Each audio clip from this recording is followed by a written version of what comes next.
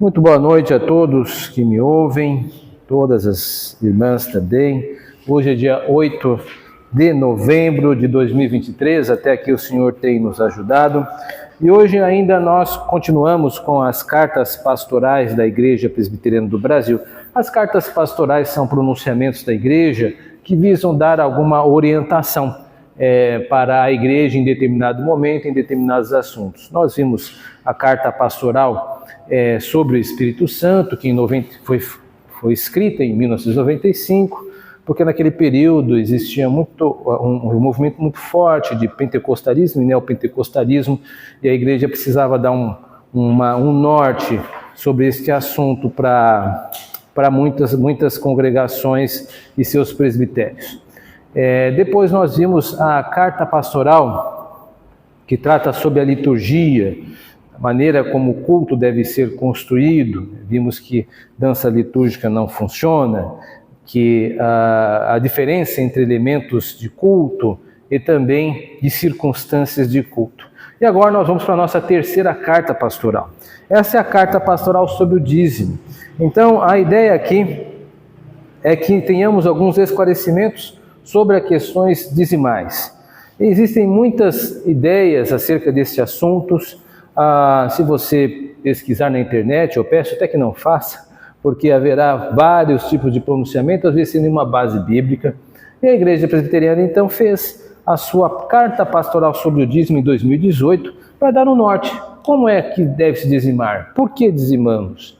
Como deve ser feito? Como não deve ser feito? É isso que nós vamos ver a partir de hoje. É uma carta não tão longa como as outras, também ela pode ser abordada em algumas aulas, algumas quartas-feiras.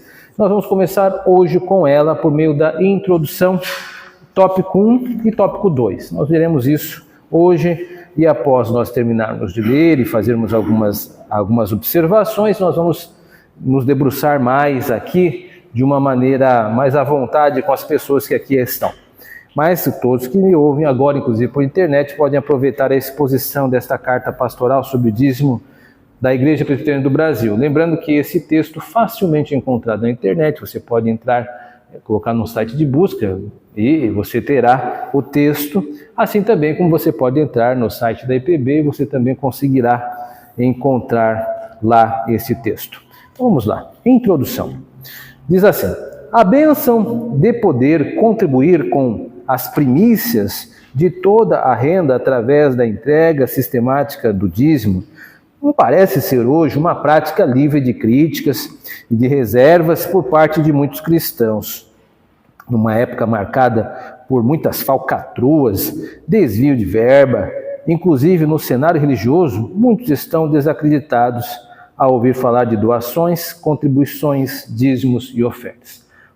Paremos um pouco aqui. Aqui ele só está falando acerca do extremo, né? O extremo de pessoas que usam desse expediente que é legítimo, que é o dízimo e a oferta, mas que a igreja, por ser uma igreja grande, o Brasil é um continente, vez por outra nós sabemos que em alguns circuitos existem algumas falcatruas acontecendo, né? Escândalos. Então isso é muito triste, mas isso é um extremo. Vamos ver um outro extremo. Alguns, ingenuamente, no afã de agradar a Deus, chegaram a dar quase tudo o que possuíam para mercenários gananciosos que iludiram incautos na fé com suas ludibriosas palavras.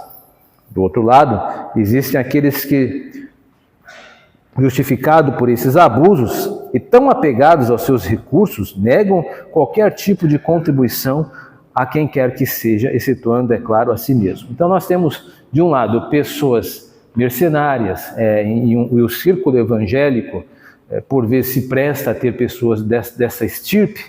Assim também, por um outro extremo, existem aquelas pessoas que ficam desencantadas e falam: também não vou dar nenhum dízimo, não vou dar ofertas. São dois extremos. Vamos continuar. Em meio a tudo isso, ouvimos a voz de Deus nos incitando a contribuir com nobres causas, né? E aí tem textos sobre isso, Efésios 4:28, Provérbios 28:27, e fazê-los com desprendimento, Deuteronômio 15:1-2, e satisfação, pois Deus ama quem dá com alegria. Então, nós vemos aqui que o posicionamento bíblico ele é bem diferente. Então, quem tem uma mentalidade bíblica não ficará surpreso com a presença de mercenários nesses circuitos que se dizem evangélicos, que infelizmente nós sabemos que no meio das ovelhas sempre terá algum tipo de lobo. E Jesus Cristo mesmo já nos advertiu muito antes que infelizmente existiam pessoas que tentariam tirar proveito de nós. Então, o que acontece hoje não é nada inusitado, não é nada inédito. Jesus já nos advertiu. E por outro lado, Jesus também adverte contra a ganância, a ideia de reter tudo como se tudo fosse seu. Isso também provoca males. Então a mentalidade bíblica ela escapa desses dois extremos que nós vamos tentar entender hoje. Bom, continuando. A dificuldade em harmonizar as diversas abordagens cristãs sobre o assunto é exaustiva e requer dedicação, paciência e estudo. Não pela dificuldade em encontrar subsídios sobre o tema, pois é amplamente encontrado nas Escrituras, mas pela dificuldade em aplicar o princípio bíblico ao coração humano, que precisa lutar contra a idolatria do coração que tem a gana por servir as riquezas como se fosse seu senhor. Possivelmente, por isso Lutero tem afirmado que 3 conversões são necessárias: a conversão do coração, a da mente e a da bolsa. O simples fato desta citação pode ser suficiente para causar indisposição para alguns, mas a busca pela verdade deve superar este entrave na tentativa de ser esclarecido e convencido pelas Escrituras. Veja que o texto, a redação, ela tem um tom diferente das anteriores. Quem escreveu está falando de uma forma um pouco mais aberta, mais tranquila, nós podemos sentir isso. Assim também como ele faz uso de pessoas que são fora do nosso circuito presbiteriano. Veja Lutero aqui. Lutero não tem nada a ver conosco enquanto presbiteriano, embora seja parte da reforma protestante lá no seu início. Nós temos as igrejas luteranas que têm o seu próprio arraial. Nós somos os presbiterianos, nós temos outro tipo de atmosfera. Mas o autor não teve dificuldade em citar, porque há prestígio nesta fala de Lutero, né? As conversões necessárias do coração, da mente e da bolsa. Um outro item que vale a pena prestar atenção aqui é o recurso do tema ídolos do coração. Isso não apareceu em nenhuma das outras cartas, nem da do Espírito Santo e nem da liturgia. Aqui o assunto é um pouco mais aberto e os redatores se sentem à vontade de colocar esse tipo de temática. O que são ídolos do coração? Nós já estudamos isso algum tempo atrás, os irmãos e as irmãs devem lembrar sobre a idolatria, né? Mas veja só, é aqui nesta carta pastoral que está sendo visitado este assunto de uma forma um pouco correlata, mas ele está sendo sim citado, né? Também. Então algumas marcas diferenciam esse texto do texto das outras 2 cartas. É uma carta falando de irmãos para irmãos, né? Um esclarecimento mais didático, um pouco mais aberto. Por fim, que o dízimo é um tema bíblico e que os crentes devem contribuir financeiramente com suas igrejas é ponto pacífico.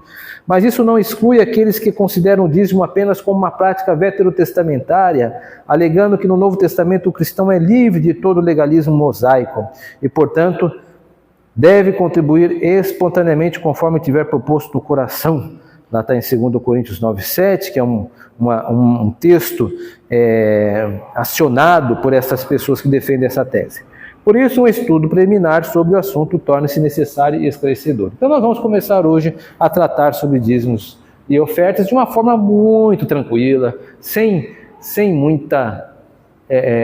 muitos solavancos. Então, vamos começar devagar. Então, o texto se presta a isso e vamos então para a consideração número 1. Considerações preliminares. Antes de mais nada, vamos verificar como as Escrituras definem dízimos e ofertas, para estabelecermos as semelhanças e diferenças entre esses 2 temas, e qual contexto eles aparecem, para posteriormente avançarmos neste assunto para a sua aplicação aos dias atuais. Comecemos pelo dízimo. Dízimo. Etimologicamente, a palavra hebraica para dízimo é maser, ou massar. Aqui está, em hebraico está massar, massar. Aqui está escrito em hebraico maser. Significa a 10ª parte do todo.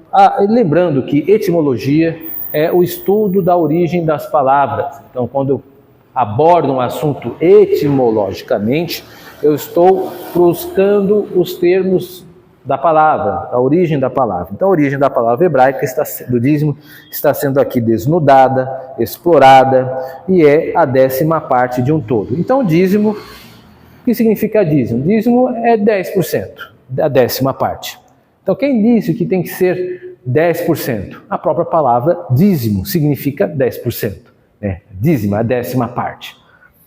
Então, aquelas pessoas que dizem, eu vou dar o dízimo, mas não vou dar 10%, então você está dando qualquer outra coisa menos dízimo.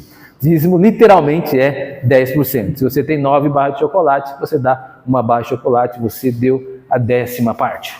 Bom, não tem como você dar meia barra de chocolate, você não está dando disso, está dando 5%. Isso não é parte dizimal. Estão entendendo a metáfora, né? Continuando. A raiz hebraica, sar, ará, na verdade, tem relação com constituir um grupo, formar uma comunidade. Provavelmente em virtude dos 10 dedos. O desenvolvimento semântico foi o de que 10 equivale a uma coleção, união. Conforme veremos, o próprio sentido da raiz da palavra já caracteriza a sua ação completa, pois os dízimos na Escritura Sagrada é uma parte de um todo. Yahvé preocupava-se com o todo, e o reconhecimento de que uma parte deve ser devolvida a ele, em ato de adoração comunitária, todo, para o sustento de outros, está presente na etimologia da palavra. No Novo Testamento, então nós vimos no Antigo Testamento a origem da palavra hebraica, maser, que significa 10%, a 10ª parte, e daqui está justificando que provavelmente tem alguma coisa a ver com os dedos. Lembra, o hebraico é uma língua muito antiga, assim como o sistema aritmético também era muito antigo, né? Você pode perceber que na Bíblia hebraica não existem números. Devo lembrá-los que os números são uma invenção dos árabes, né? Isso vem posteriormente. Os judeus usavam as próprias letras para somar ou simbolizar números. No Novo Testamento, a palavra para dízimo aparece como sentido da 10ª parte. Por exemplo, decatou, derivado de decatos, 10º, na voz ativa, tomar dízimos de alguém, na voz passiva, pagar dízimos. Outra palavra, apodecaton, denota pagar dízimo, né? E por aí vai, né? E vai gastar um pouquinho no grego. Existem várias palavras e termos para dízimos. Ocorrem 10 vezes no Novo Testamento, nos Evangelhos sinóticos e hebreus. A lei dos dízimos no Novo Testamento baseia-se especialmente em Levíticos 27 e 30, Números, Deuteronômio e por aí vai. Então, dízimo é um termo bíblico. Quem disser que o dízimo não é bíblico, não está sendo coerente com a existência do termo. Enquanto existência, o termo é inegável. Oferta. A palavra hebraica para oferta, misná, misná, é traduzida conforme o texto como oferta de manjares, de cereais, oferta, tributo, dom, presente, sacrifício, oblação. O termo é usado mais de 200 vezes no Antigo Testamento. Outra palavra para oferta é terumar, oferta alçada ou oferta pesada, aparece 70 vezes no Antigo Testamento. Gente, eu vou pular essa parte aqui que está falando da existência de vários tipos de oferta. Não quero cansá-los com isso. Então nós vamos para a página 12, lá no primeiro parágrafo. Na página 12, tá? Assim, a página 12 aqui é do lado. No Novo Testamento, a primeira vez que aparece uma palavra traduzida como oferta, em Mateus 2,11, quando os magos do Oriente se prostram em adoração e trazem suas ofertas, ouro, incenso, mirra. A palavra próspero, aparece no Novo Testamento em várias ocasiões diferentes. Por aí vai. Assim, no Antigo Testamento, estou pulando para outro parágrafo, assim, tanto no Antigo Testamento quanto no Novo Testamento, as ofertas possuem propósitos, valores, itens variados, diferenciados, conforme a situação. Mas todos refletem o entendimento de que, ao entregar suas doações, eles estavam prestando culto a Deus, independente do fim que se destinava. O que tiramos daqui? Tiramos daqui que existiam ofertas de manjares, ofertas pacíficas, ofertas com itens alimentares. Existem inúmeros tipos de oferta para cada situação, porque a oferta era vista como rito de culto. Semelhanças e diferenças fundamentais. Tanto os dízimos quanto as ofertas, fundamentalmente, são semelhantes por serem expressões de generosidade, rendição a Deus e principalmente adoração cristocêntrica. A diferença essencial consistia na quantidade e regularidade no propósito. O dízimo deveria ser dado regularmente como consequência do fruto do trabalho, num reconhecimento de que Deus é sustentador, mantenedor e provedor de tudo, e equivalia a 10% da produção agrícola ou animal. As ofertas, por sua vez, não tinham a mesma regularidade ou valor pré-estabelecido, como no caso dos dízimos. Isso também não queria dizer que as doações eram de pequeno valor, porque algumas vezes superavam em muito o valor de 10%. Mas eram esporádicas, de valores variáveis e para causas específicas. Construção de tabernáculo, ofertas pela culpa, ofertas de manjária, construção de templo, ofertas de gratidão, etc, etc. Ou seja, cada época e cada realidade requeria uma oferta voluntária para atender um propósito determinado. Então, qual que é a diferença básica? O dízimo é sempre 10% e é regular, sistemático. A oferta é esporádica e não tem uma limitação de valor. Então, alguns davam de acordo com as suas posses. Uns davam pouco, outros davam mais, de acordo com aquilo que tinha comprometido no coração. Então, a oferta tem um caráter mais espontâneo. O dízimo não. O dízimo é uma obrigação, é um dever. E ele tem uma quantidade fechada. Vamos avançar. Daqui a pouco a gente volta nisso, não se preocupe. A relação bíblica da contribuição financeira com a adoração. Então vamos ver como é que a adoração se relaciona com dízimos e ofertas. A principal coisa que precisamos considerar à luz das Escrituras é que a contribuição financeira no cenário religioso não tem a ver essencialmente com suprir necessidades, mas tem a ver com a adoração no coração. Não deve-se contribuir simplesmente porque existe uma demanda, uma necessidade urgente, ou um desafio de aquisição. Essas coisas podem existir ou não, mas independente disso, dar coisas reflete não apenas desprendimento, mas veneração, devoção, culto. 3 itens para demonstrar isso. Primeiro, a primeira referência bíblica sobre oferta. A primeira vez que aparece na Bíblia a palavra oferta de legumes e cereais, é exatamente quando aparece o primeiro culto, adoração a Yahvé, lá em Gênesis 4. Ali é dito que, no fim de um dos tempos, trouxe Caim do fruto da terra uma oferta ao Senhor. Abel, por sua vez, trouxe das primícias do seu rebanho e da gordura deste. Agradou-se o Senhor de Abel e sua oferta, a passo que de Caim de sua oferta não se agradou. É num contexto de adoração a Yahvé que Abel oferece mais excelente sacrifício, culto, do que Caim, sendo aprovado por Deus quanto às suas ofertas. Deus se agradou, afinal o culto é para Deus, ele deve ser adorado e glorificado, ele é quem deve ser agradado. A contribuição foi feita, foi aceita, porque a adoração foi aceita. Deus se agradou de Abel e depois de sua oferta. A fé de Abel o levou a agir assim. A oferta tem a ver com a adoração. Então aqui é um texto que os redatores estão demonstrando que a primeira vez que a palavra oferta aparece, ela aparece numa ocasião de culto, de adoração. Nós lembramos bem da figura de Caim e Abel, e lembramos que a oferta de Caim não foi aceita porque Caim era uma pessoa que agia de forma incorreta. Deus disse, se você não agisse bem, não é certo que serias aceito. Então, a oferta e culto são 2 coisas que estão ligadas. Item B. As primeiras referências bíblicas sobre dízimo. As primeiras citações bíblicas da palavra dízimo, antes mesmo da lei mosaica, também ocorrem no contexto da adoração primitiva com os patriarcas Abraão e Jacó. Nesse período, Abraão entregou dízimo de tudo a Melquisedeque, Gênesis 14, 20. É preciso contextualizar esse ato de Abraão entregar o dízimo de tudo. No capítulo 13, Deus promete a Abraão a terra de Canaã e ele levanta um altar ao Senhor, adoração. No capítulo seguinte, essa promessa é ameaçada pelos reis que tomam Sodoma e levam cativo seu sobrinho Ló. Deus lhe dá vitória e ele resgata seu sobrinho trazendo um grande despojo. Despojo é aquilo que Abraão tomou dos perdedores. Melquisedeque, tipo de Cristo, encontra, o abençoa, e Abraão dá o dízimo de tudo como resposta de adoração e reconhecimento de que tudo pertence a Deus. Logo em seguida, Abraão é testado pela proposta do rei de Sodoma, lhe oferecendo ficar com todo o despojo. Ele responde com um juramento ao Senhor, dizendo ao rei: não, nada quero. Num reconhecimento que não receberia nada que viesse de homens, porque estava seguro das promessas daquele que possui tudo. Portanto, pode-se concluir que a entrega de dízimo por parte de Abraão foi um ato de adoração, aquele que possui todas as coisas.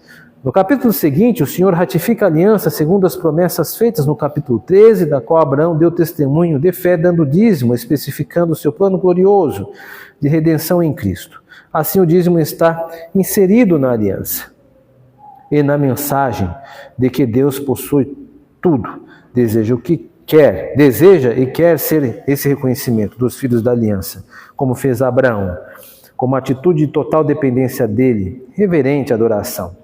A segunda citação bíblica sobre o dízimo aparece alguns anos depois, quando Jacó fez um voto a Deus e o dízimo, de dar a Deus o dízimo de tudo que viesse a possuir em sua jornada. Na fuga de seu irmão, no caminho de Padarã, no local que ele passou a chamar Betel, Jacó adora Yahvé como voto de dar o dízimo e tudo de acordo com as mesmas circunstâncias em que seu avô Abraão havia feito. Nessas duas citações pode-se concluir que a entrega de dízimo fazia parte da religiosidade dos patriarcas, e ela era uma expressão de reconhecimento da generosidade de Yahvé para com eles. Nas duas citações, a entrega do dízimo está relacionada à adoração. Então nós começamos aqui vendo a antiguidade do dízimo. Então a antiguidade da oferta, tanto da oferta quanto do dízimo, são muito comprovadas. No primeiro culto aparece a primeira oferta. E logo com os nossos primeiros pais aparece o dízimo.